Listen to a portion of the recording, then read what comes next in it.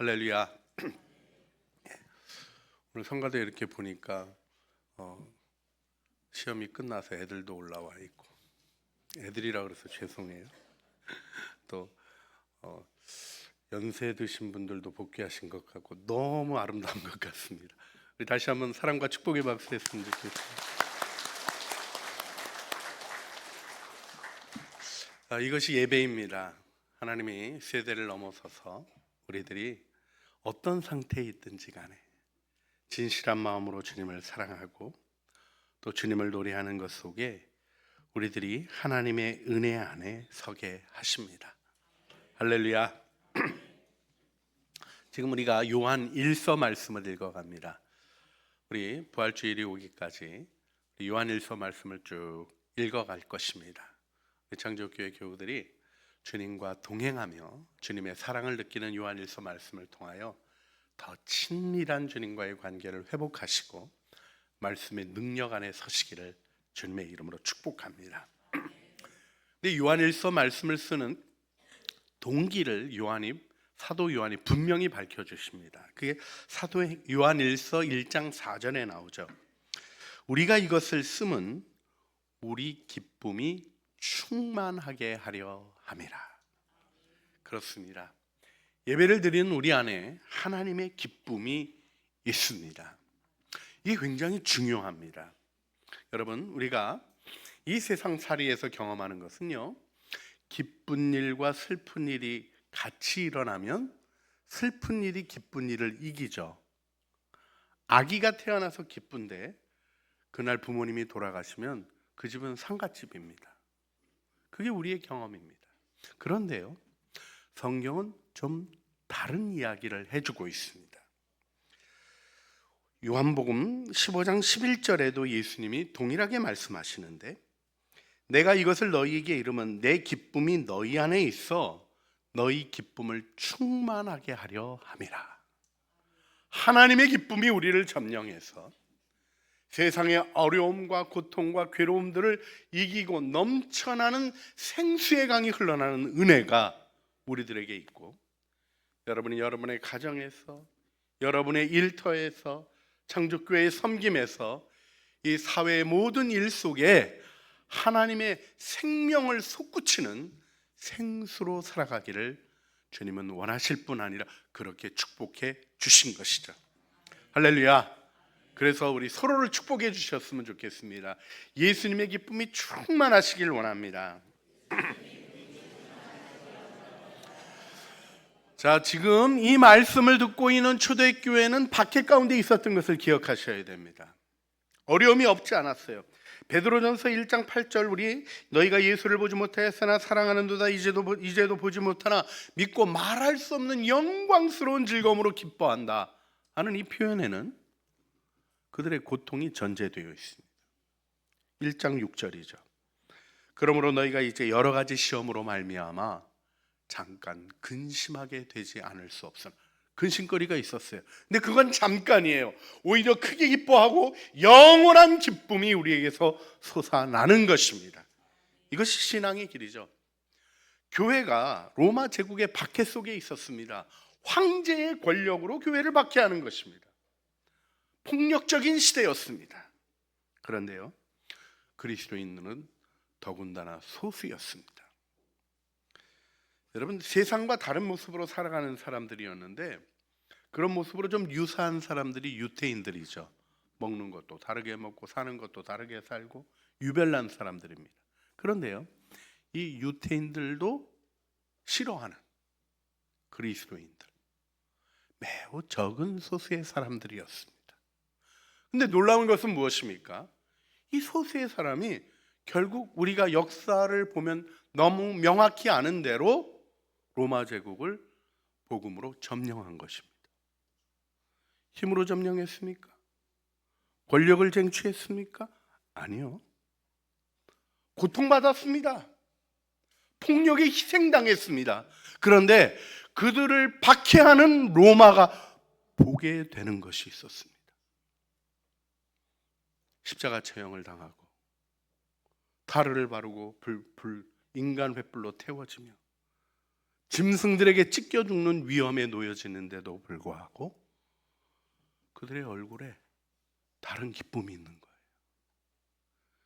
여러분, 우리가 우리 안에 계신 예수님으로 말미암아 살아가는 이 삶의 기본이 얼마나 중요한가 하는 걸 기억하셔야 됩니다. 우리는 실수할 수도 있어요. 의도한 일이 되어지지 않을 수도 있습니다. 어려움이 찾아올 수도 있습니다. 역사를 자세히 보면 생각대로 역사가 흘러간 적이 없습니다.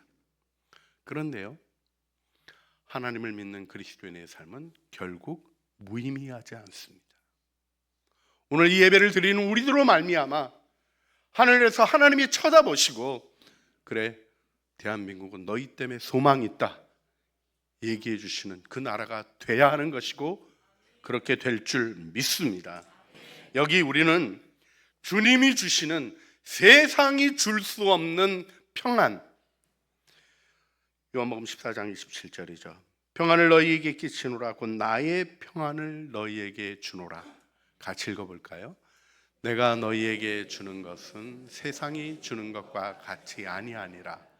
너희는 마음에 근심하지도 말고 두려워하지도 말라. 아멘.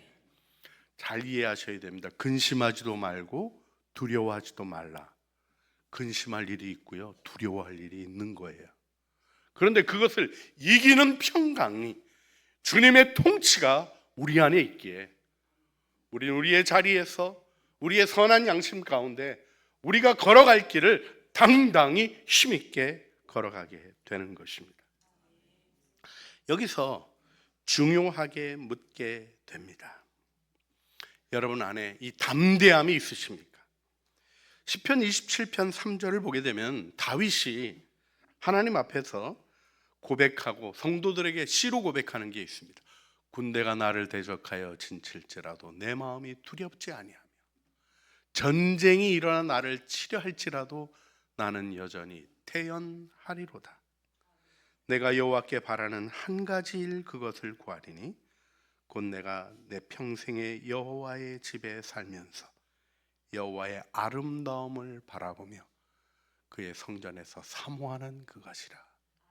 이 4절이 예배의 모습인 건 아시겠죠? 여러분, 이렇게 예배 드리는 우리는 하나님 안에서 용기와 확신을 가지고 이 세상 일에 어떤 일도 두려워하지 아니하며 내게 명하신 대로 내 양심이 주님 안에서 고백하는 대로 당당히 힘있게 걸어갈 수 있게 되는 것입니다. 다른 사람에게 요구하지 않습니다. 내가 걸어갑니다. 그러면 그 걸음이 하나님의 뜻을 이루어가는 영광으로 세워지는 것이죠. 여기서 우리가 생각해 보게 되는 것이 있습니다. 왜 우리가 이 담대함을 잃어버릴까요? 왜 우리가 이 당당함을 잃어버릴까요? 사실 성경이 가르치면 죄 때문이라고 가르쳐주고 계십니다. 그런데요, 여러분, 죄의 문제를 생각할 때 이거를 너무 죄책감, 또 비극적인 문제, 이걸로 생각하는 것이 아니라는 것을 지지난주 말씀을 통해서 나눴습니다. 우리 교회 역사 속에 어거스틴의 고백으로 이어오고 있는 복스러운 죄요, 펠릭스 꿀바 이렇게 표현했던 복스러운 죄에 대한 고백은 뭡니까? 죄가 복스럽다는 겁니까? 그럴 수 없습니다. 범죄에는 징계가 있고 하나님의 심판이 있는 것입니다. 죄를 지면 그 죄의 결과가 우리의 삶을 고통스럽게 만드는 게 분명히 있는 것입니다. 그런데 왜 복스럽다고 고백합니까? 그 죄를 용서받는 은혜 속에서 우리는 우리의 삶의 문제로 겪고 있는 그 죄가 놓여진 상황 속에 하나님이 원하시는 것을 발견하고 그 길을 걸어갈 수 있는 영광의 걸음으로 축복받았기 때문입니다. 여러분이 구원받았기 때문입니다. 이때 우리는 마음을 다하여서 주님이 우리에게 주신 것이 중요한 것이 무엇인가 하는 걸 기억하셔야 됩니다. 우리 시편 51편 12절 말씀이죠. 다윗이 회개의 기도 속에 자신의 마음의 소원을 이렇게 고백합니다. 주의 구원의 즐거움을 내게 회복시켜 주시고 자원하는 심령을 주사 나를 붙드소서. 다시 지금 원하는 게 있어요. 자기가 죄를 짓고, 그쵸, 바세바하고 범죄하고 죄를 숙이려다가 우리아를 죽이고 잘 숨겨놨다 싶었다가 나단의 책망을 받고 공개적으로 정말 망신 그런 망신 없는 망신을 했습니다. 위축되었죠. 죄를 발견하면 뭐 까딱 없는 게 아닙니다. 마음이 강팍하고 악으로 가득 찬 사람이나 죄 져도 괜찮다는 이단적인 얘기하지, 선한 양심을 갖고 있는 사람은 죄를 아파할 수밖에 없는 것입니다. 그런데 이 아파하는 가운데서 지금 다윗이 바라보는 목표는 무엇입니까? 죄의 용서를 통하여 구원의 즐거움이 회복되길 원하는 거예요. 구원받은 영광, 주님과 함께 살아가는 기쁨, 그 다음엔 자원하는 심령이라고 표현되는 대로 주님이 주신 일을 향하여 기꺼이 나를 들여 살아가고 싶은 사랑의 기쁨과 소망이 일어나는 삶을 주님은 우리에게 주신 것이죠. 이를 위해서 다윗이 정한 마음과 정직한 영에 대한 기도를 시편 51편 10절에서 고백하는 것이죠. 착하고 아름다운 마음으로 하나님의 은혜를 받고 그 마음이 가지는 담대함으로 이 시대의 악을 이기고 벗어나는 우리들이 돼야 할 줄 믿습니다. 자, 이때 결국 중요한 주제는 뭐냐면 죄를 안 짓는 거예요. 그렇죠? 우리 요한일서 3장 21절, 사랑하는 자들아, 만일 우리 마음이 우리를 책망할 것이 없으면 하나님 앞에서 담대함을 얻고, 이 담대함을 얻고 확신과 당당함으로 하나님께 나아가는 자 되기 위해서 우리가 해야 할 일은 죄를 안 짓는 겁니다. 할렐루야. 조금 소리가 줄어드신 것 같아요. 이 죄 안 짓는 얘기만 하면 우리 굉장히 소극적이 되는 부분이 있습니다. 그런데 여러분 담대함을 가지시며 주님 앞에 서셨으면 좋겠어요. 그러면 간단한 질문, 그러나 명확한 질문을 해보죠. 어떻게 하면 죄를 안 지을 수 있습니까? 어떻게 하면 죄로부터 벗어날 수 있습니까? 도대체 우리는 죄에 대해서 무엇을 알아야 하고 무엇을 해결해야 되는 것일까요? 이걸 잘 이해하기 위해 우리에게 성결한 삶의 아름다움을 이야기해주는 사도 요한의 얘기를 잘 귀를 기울일 필요가 있습니다. 그래서 1절 말씀을 잘 이해하는 게 필요합니다. 자, 우리 요한일서 2장 1절 말씀, 나의 자녀들아, 내가 이것을 너희에게 쓰면 너희로 죄를 범하지 않게 하려 함이라. 이 서신의 기록의 목적이 뭐예요? 죄를 범하지 않게 하기 위해서. 근데 그 다음 말씀이 만일 누가 죄를 범하여도, 벌써 좀 이상하지 않아요? 죄를 범하지 않는 게 목적이라 그래 놓고는 죄를 범하여도 이렇게 얘기하는 게 뭡니까? 이걸 율법주의적인 문장으로 이해하면 걸려요. 일관성도 없고. 근데 이게 무엇입니까? 우리 안에 있는 중요한 은혜를 증언하는 말씀이에요. 여러분, 이 일이 명확히 보여주는 것이 있습니다. 죄를 범하지 않으려고 하는 것은 죄와 상관없는 삶이죠. 여러분, 이 죄와 상관없는 삶을 사는 데 있어서 꼭 알아야 될 것은 무엇입니까? 죄 지은 상태의 자신을 방치하지 않는 거예요. 죄를 짓는 것보다 심각한 게 뭔지 아세요? 죄인 줄 아는데도 죄를 품는 겁니다. 많은 사람들이 죄를 품으면서 그것이 얼마나 자기 영혼을 좀먹고 망가뜨리고 심각하게 하는 것인지 깨닫지 못합니다. 또 죄가 자기를 점령하게 놔둬요. 여러분, 우리가 절대로 하지 말아야 될 일이 무엇입니까? 죄와 나를 구별하는 것입니다. 죄 짓지 않는 거예요. 근데 죄를 져도 어떻게 해야 됩니까? 우리에게 대언자, 보혜사거든요. 파라클레이토스라는 이 단어가 뭐냐면 곁에 서서 도우시는 분, 예수님이 계신 거예요. 여러분, 우리가 우리의 죄 가운데 머물러 있으면 우리 영혼이 망가지고 우리의 삶이 망가지고 사탄이 우리를 쥐고 흔드는 요동하는 삶을 살아가게 됩니다. 그래서 우리의 죄를 즉시 해결해 주시는 예수님이 계신 거예요. 그것이 구원의 복음입니다. 비록 우리가 죄를 범하였을지라도 우리 죄를 자백하면 그는 미쁘시고 의로우사 우리 죄를 사하시며 모든 불의에서 우리를 깨끗하게 해주시는 거죠. 할렐루야. 그런데요, 죄 졌다는 얘기하기가 자존심 상해가지고 죄하고 같이 살려는 분들이 계셔요. 세상에 같이 살아도 괜찮은 게 있지만요, 곁에 두면 큰일 나는 놈이 있습니다. 어떤 분들 그러시더라고. 저는 죄를 싫어하는데도 자꾸 죄를 져요. 조이 도슨이 아주 재밌는 비유를 든 게 있습니다. 강단에 여기 누가 대변을 해놓은 게 있으면 더러워 하고 있겠습니까? 갖다 치우시겠습니까? 너무 명확한 거예요. 놔두고 냄새 안 나야 되는데 냄새는 괴로운 건데. 죄는 버리는 것입니다. 그게 어떻게 가능합니까? 자, 여기서 우리가 이 율법적으로 죄를 이해하는 것을 극복하고 하나님의 은혜 가운데 서는 게 중요해요. 자, 여러분, 죄를 지으셨습니까? 안 지으셨습니까? 그럴 때 우리들이 자칫 잘못하면 생각하기 쉬운 게 율법적으로 생각한다는 거예요. 살인하셨나요? 간음하셨나요? 혹시 바람핀 분 있나 좀 눈 똑바로 뜨고 봐야 됩니다. 이게 조금씩 아직도 이게 굉장히 심각한 문제로 있어요. 도둑질 하신 거 있으십니까? 근데 이게 어떤 거죠? 우리들이 도덕적, 윤리적 죄를 생각하지 하나님과의 관계에서 죄를 생각하지 않으면 나 도둑질 안 했어요. 나 간음 안 했어요. 나 살인 안 했어요. 이럴지 몰라요. 성경을 읽으면 주님이 뭐라 그러십니까? 형제를 보고 미워하면 이미 살인했다. 내 안에서 미움이 일어나고 용서하지 않는 마음이 있고 심지어는 저주하는 마음까지 일어나는데 살인의 죄가 진행되고 있음을 알지 못하는 거죠. 왜요? 감옥 가냐 안 가냐 하는 이런 외형적인, 형법적인, 도덕적인 문제만을 생각해서 그래요. 여러분, 법정에서 맞냐 틀리냐를 따지는 걸로 우리의 죄를 생각한다면 여기 별로 문제 있는 분 없으셔요. 맞죠?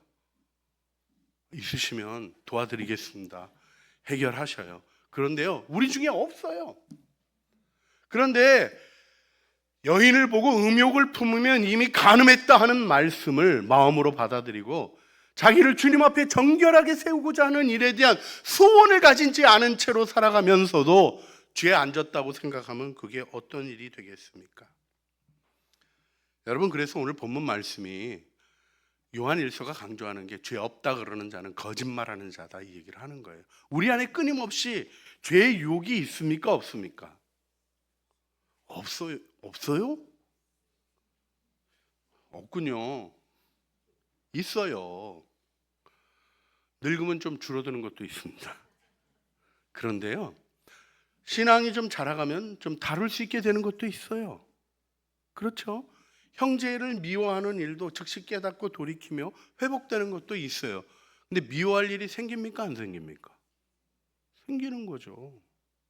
이때 우리가 하나님의 계명을 지키는 일, 하나님의 말씀을 지키는 일, 여러분, 죄인 반대말이 뭐죠? 죄인의 반대말은 의인입니다. 선인이 아니에요. 의인. 이 말의 뜻을 알아야 돼요. 의인은 어떤 사람입니까? 하나님과 관계가 회복된 사람.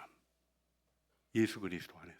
죄인은 하나님과의 관계가 끊어진 사람. 내 삶의 영역에서 하나님을 인정하지 아니하고 자기 뜻대로 살려고 하고 자기 욕심대로 하려고 하는 건 내려놓지 않은 그 죄에 머물면 나 살인 안 했어요 얘기했어도 하나님과 끊어져 있는 거죠. 여러분, 죄인에게서 나오는 것은 분노와 분열과 같은 뿐이에요. 우리가 좀 편안해지면 조금 나아지기는 하죠. 근데 이렇게 비유할 수 있을 것 같아요. 커다란 통에 흙탕물이 담겨 있습니다. 그거 먹을 수 있습니까? 없습니까? 뭐 흙도 좋다고 마시려는 분도 가끔 계십니다만 안 되는 거예요. 근데 우리의 삶이 어떻게 되냐면 이게 흔들려요. 격동하는 일이 일어나고 삶에서 위기가 일어나고 우리 통이 흔들려요. 그러면 흙탕물이 보이죠. 그런데 조금 괜찮아지면요, 경제적으로도 좀 안정되고 또 지위도 잘 세워지고 흔들릴 게 없으면 어떻게 되죠? 흙탕물도 가라앉아가지고 위에가 맑은 물처럼 보이게 되죠. 자, 이때 질문하고 싶습니다. 자, 지금 통 안에 있는 물이 흙탕물입니까? 맑은 물입니까? 흙탕물이에요. 흔들리면 또다시 앙금과 흙들이 솟구쳐 올라와서 정말 더러워지는 흙탕물이라고요. 이걸 어떻게 해야 됩니까? 가만 놔둬서 또 가라앉혀야지. 그래, 누가 나 안 건들기만 하면 나 괜찮은 사람이야. 그 인간만 나 안 건들면 난 참 괜찮은 사람. 이게 아니라 주님, 내 안에 흙탕물이 있습니다 하고 회개하고 쏟아버려야죠. 그래야 주님이 생수로 채워주시죠. 여러분, 이게 회개와 구원입니다. 이것이 우리가 경험해야 할 하나님의 사랑입니다. 주님은 우리가 흙탕물이라고 우리의 그릇을 버리시는 분이 아니라 죄를 자백하고 은혜를 구하는 자에게 용서하시고, 그래, 내가 생수로 채워줄게. 아유, 너 좀 잘 안 되는구나. 네가 지금 잘 못 쏟아내는 것 같으니까 내가 신선한 물을 더 부어줄게 하고 우리의 앙금과 모든 죄들을 솟구쳐 떠나가게 하시고 신선한 생수가 흘러 넘치는 자가 되게 해주시는 거죠. 할렐루야. 이 은혜를 경험하면 우리가 죄 짓기가 싫어지게 되는 거예요.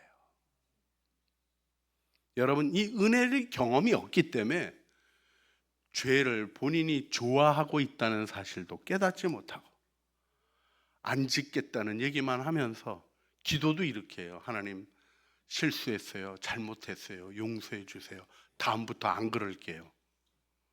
여러분이 하나님이라면 대답해 줄 말이 뭐겠습니까? 우리 인격적인 하나님이요, 잘해볼게요. 안 할게요. 다음부터 잘할게요. 그러면 뭐라 그러시겠어요? 알았다. 다음부터 잘해라.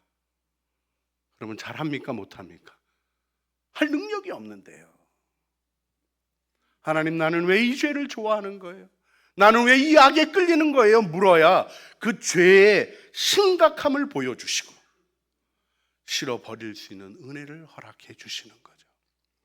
여러분, 여기서 결국 하나님의 계명을 지킨다는 것의 중요한 부분이 하나님 사랑인 것을 알게 됩니다. 우리 요한일서의 일관되게 나오는 문장들이 계속 등장해요. 하나님을 사랑하는 자는 형제를 사랑한다. 하나님을 사랑하는 자는 계명을 지킨다. 그 계명이 뭐예요? 이웃을 사랑하라는 거예요. 여러분, 오늘 본문 말씀에서 한 가지 조금 더 자세히 보아야 되는 표현이 나오는데, 그것은 다름 아니라 옛 계명과 새 계명이라는 말씀입니다. 옛 계명은 너희가 들은 바 말씀, 이렇게 요한일서 2장 7절에 얘기하죠. 사랑하는 자들아, 내가 새 계명을 쓰는 것이 아니라 너희가 처음부터 가진 옛 계명이니 이 옛 계명은 너희가 들은 바 말씀이거니와. 옛 계명이 뭐라는 거예요? 우리가 들은 말씀으로 우리에게 있는 것을 옛 계명이라고 해요. 나쁜 게 아니라는 거예요. 근데 계명을 지키려면 옛 계명을 지키는 겁니까? 새 계명을 지키는 겁니까? 주님이 명령하셨죠. 우리 요한복음 13장 34절, 새 계명을 너희에게 주노니 서로 사랑하라. 내가 너희를 사랑한 것 같이 너희도 서로 사랑하라. 새 계명이 뭐예요? 사랑하라는 거예요. 옛 계명은 뭐예요? 서로 사랑하라는 거예요. 뭐가 달라요? 옛 계명이 주어졌어요. 그런데 이게 새 계명이 돼야 돼요. 우리가 요한복음 13장 34절을 좀 더 자세히 주목해 보시길 바랍니다. 옛 계명과 새 계명의 차이가 뭐죠? 내용은 똑같아요. 서로 사랑하라. 뭐가 달라진 겁니까? 내가 너희를 사랑한 것 같이라는 빛이 비추어져야, 그게 새 계명인 거예요. 재밌게도요, 요한일서에서 너희가 들으니라는 말은 단순 과거형으로 쓰여 있고요, 또 비춘다 하는 말은 현재형으로 쓰여져 있어요. 헬라어는요, 시제가 행위의 성격을 표현하는 부분이 있어요. 단순 과거는 일회적으로 딱 되는 거예요. 그런데 현재형은 반복하는 거예요. 우리가 주님께로부터 계명을 받았습니다. 그걸 알고 있습니다. 이게 새 계명입니까? 옛 계명입니까? 대답은 내 상태에 달려 있는 거예요. 받았어요. 받아서 율법적으로 이해하고 있으면 옛 계명이에요. 근데 주님이 비추시는 것을 따라 깨달아 알면 새 계명이에요. 새 계명은 너무나 좋기 때문에 하고 싶은 것 같아요. 왜요? 사랑의 하나님이 사랑으로 주신 것을 깨달아 알기 때문이죠. 그리고는 그렇게 할 때 어떤 일이 일어납니까? 요한복음 14장 23절 말씀, 예수께서 대답하여 이르시되 사람이 나를 사랑하면 내 말을 지키리니 내 아버지께서 그를 사랑하실 것이요 우리가 그에게 가서 거처를 그와 함께하리라. 사랑의 주님이 함께하시는 축복 안에 서게 된다는 것이죠. 할렐루야. 여러분, 우리가 이 은혜를 바라보고 서기를 바랍니다. 우리가 범죄해도 하나님께 아무 문제가 될 게 없어요. 욥기 35장 5절, 그대는 하늘을 우러러보라. 그대보다 높이 있는 구름을 바라보라. 그대가 범죄한들 하나님께 무슨 영향이 있겠으며 그대가 악을 행한들 하나님께 무슨 상관이 있겠으며 그대가 의로운들 하나님께 무엇을 드리겠으며 그대의 손에서 무엇을 받으시겠느냐. 전능하시고 거룩하시고 온전하신 하나님을 깨달아 알면 내가 잘하고 못하고 문제가 내 문제인 걸 알아요. 하나님께 유익이 되기 위해, 아니요, 우리에게 왜 요구하십니까? 사랑하시니까요. 근데 이 사랑 안에 거했는지 안 거했는지 어떻게 아느냐? 딱 한마디로 요한일서는 이렇게 얘기합니다. 형제를 사랑하는 자는 하나님을 사랑하고 그 계명을 지키는 자는 하나님의 사랑이 그 안에 거한다. 그러니까 지금 한 가지로 명확하게 알 수 있는 거예요. 내가 형제를 사랑하는가? 여러분, 우리에게 놀라운 축복은 우리를 교회로 만드시고 서로 사랑하도록 축복하신 거예요. 우리 옆에 있는 분에게 좀 고백하세요. 사랑할 수 있는 기회를 주셔서 감사합니다. 그렇죠. 그것이 놀라운 축복입니다. 그 사랑을 통해서 사실은 하나님의 사랑을 경험하도록 우리의 삶이 축복받은 거예요. 그래서 아이 세대, 청년 세대, 또 부모 세대, 이렇게 세대들에 대한 얘기가 나오는데 오늘 그 설명은 하지 않겠습니다. 근데 중요한 게 있어요. 솔직히 저도 애들이랑 잘 못 놀겠어요. 얘기를 하다 보면 생각이 너무 달라요. 그리고 어떻게 저렇게 생각할 수 있나 하고 깜짝깜짝 놀랄 때가 많아요. 여러분은 별로 안 그러신 것 같아서 행운하신 것 같습니다. 우리 애들이 굉장히 착해요. 저한테 어떤 대답을 해야 되는지 본능적으로 알아요. 그런데 제가 압니다. 아, 다르구나. 근데 여러분, 달라서 틀립니까? 달라서 분리돼야 됩니까? 아니요. 주님의 사랑을 경험하고 은혜를 경험한 사람은 심각한 문제가 보일 때에도 형제의 사랑을 포기하지 않습니다. 주님이 그를 사랑하시니까, 그를 위하여 죽으셨으니까, 그 안에 예수님이 계시기에 예수님이 세우실 것을 믿는 거죠. 교회 공동체는 그 가운데 세대 간의 믿음의 교류가 이어지며 세대에서 세대로 이어지는 견고한 믿음의 흐름을 만들어내는 것인 줄 믿습니다. 제가 리차드 포스터 목사님에게서 정말 깊이 있게 배웠던 문장이 하나입니다. 하다가 그만둘 일은 영원히 하지 말고 영원히 할 일만 하자. 우리가 영원토록 할 일은 사랑입니다. 여러분, 우리는 그 사랑 가운데 들어가 우리의 연약함을 고백하고 서로의 연약함을 품어내며 오늘 우리 성가대가 찬양한 것처럼 우리 모습 그대로 받으시는 하나님의 은혜를 따라 서로 용납하고 사랑하며 주님의 은혜 가운데 세워가는 빛의 공동체로 우리를 축복하신 것이죠.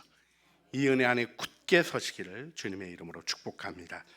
이 시간 함께 기도할 텐데 오늘은 제가 기도하도록 하겠습니다. 사랑의 하나님, 우리는 연약한 죄인입니다. 하지만 우리를 구원하신 주님의 사랑을 믿고 그 사랑에 합당하게 살아가기를 원합니다. 우리의 중보자 되시고 대언자 되시며 우리 죄를 십자가에서 대속하신 주님, 죄 짓고 예수님에게서 도망하는 어리석은 자 되지 않게 하여 주시고 주님 앞에 나아가 용서와 회복을 경험하며 그 사랑을 깨닫고 하나님의 아들과 능력, 권위 회복하게 하여 주시옵소서. 주님의 명령에 우리의 삶에 기쁨과 축복이 있음을 알며 죄를 이기고 벗어나는 영적인 승리를 경험하게 하여 주시옵소서. 하나님, 우리가 십자가의 길을 걸으며 주님의 순결한 신부로 거룩히 우리를 세워가는 빛의 공동체로 우리 가정 창조교회 세워 주시옵소서. 우리 구주 예수 그리스도의 이름으로 기도합니다. 아멘. 함께 믿음의 고백으로 찬양하시겠습니다.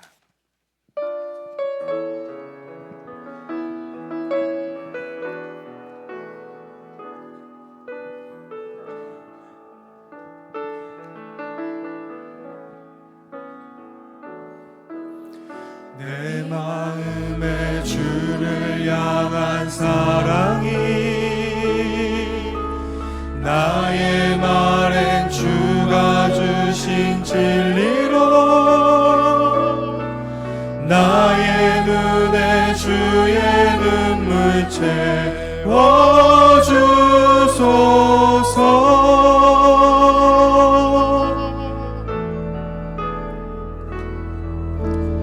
내 입술에 찬양의 향기가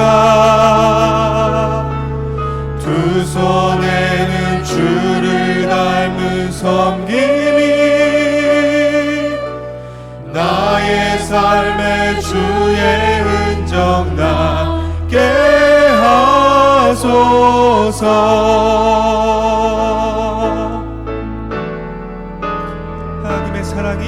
하나님의 사랑이 영원히 함께하리. 십자가의 길을 걷는 자에게 순교자의 삶을 사는 이에게 조롱하는 소리와 세상 유혹 속에도 주의 순결한 신부가 되리라. 내 생명 주님께 드리리.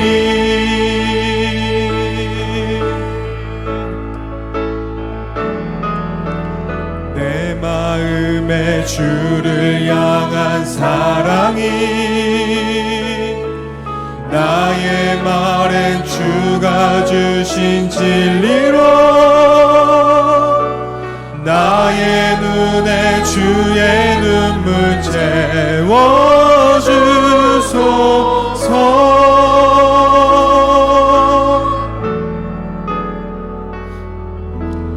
내 입술에 찬양의 향기가 두 손에는 주를 닮은 섬김이 나의 삶의 주의 흔적 나게 하소서. 하나님의 사랑이 영원히 함께하리. 십자가의 길을 걷는 자에게 순교자의 삶을 사는 이에게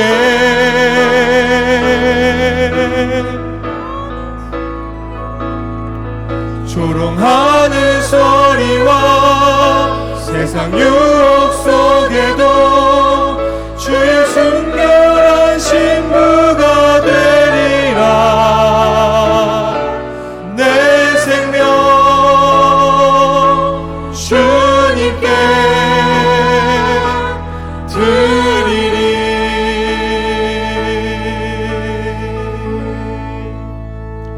이 세상도 그 정욕도 지나가되 오직 하나님의 뜻을 행하는 자는 영원히 거하느니라.